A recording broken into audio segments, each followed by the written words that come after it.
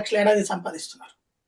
అవును. కూలి పని చేసేవాళ్ళైనా సరే. ఇప్పుడు ఫర్ ఎగ్జాంపుల్ అంటే ముందు ఈ బతకలేరు ఆ పారిశుద్ధ్యం పనులు సంపాదనతో నిజంగా. చేసేటటువంటి వాళ్ళు కూడా 1500 వస్తున్నాయి. 15,000 నెలకి. అదే. అవును. 15,000 అవును. రూపాయలంటే ఏడాదికి ఎంత వచ్చేసింది అక్కడ? హ్మ్. దగ్గర అవును. దగ్గరగా 18,000 వస్తది. 1,80,000 వస్తుంది కదా అక్కడ కూడా. అవును. అవును. కాబట్టి అది 45,000 లోపల కోటాలోకి రాదది.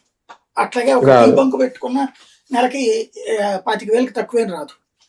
హ్మ్. కాబట్టి ఆదాయ వనరులు మారిపోయినాయి. మారినాయి. పేదరికపు అవును. రూట్ మారింది.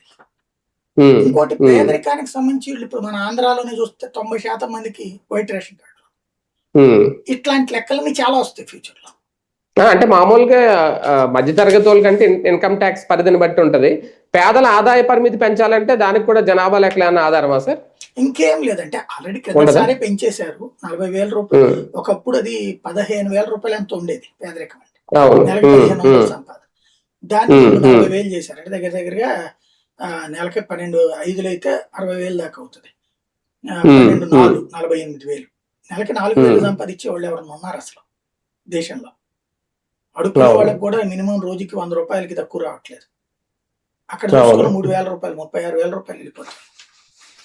అదే ఆ కదా! స్టేజ్‌లో హ్మ్. ఉన్నాయి. హ్మ్. కాకపోతే అవును. ఏంటంటే ఆలోచించే తీరుని బట్టి ఉంటది. ఇప్పుడు మొన్న కోర్ట్ ఏదో చెప్పింది ఒక దాంట్లో. ఒకళ్ళది ఎవరిదో పేదలు కాదు, వాళ్ళు ధనికులు.